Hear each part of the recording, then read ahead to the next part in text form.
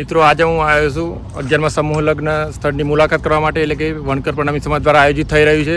તો મિત્રો તમને બતાવીએ આ સ્થળ અને તેમની મુલાકાત કરીએ. જય શ્રી કૃષ્ણ. અંદર સાથ જેમ છે મજામાં બધા? બસ મજા, બસ મજા. આપણા આયોજનમાં કઈ રીતનું છે પછી અહીંયા? આપણે નેશનલ હાઈવે હા 48 છે અને સામે માવતર હોટલ છે. બરાબર. અને આ સુંદર આપણે અહીંયા આપણને એક પાર્ટી પ્લોટ જેવો માહોલ છે અને આ મંડપ બનાવ્યો છે. એની પાછળ રસોડું છે. 3 થી 3.5 ફૂટનું આપણે સ્ટેજ બનાવ્યું છે મહેમાનો માટે.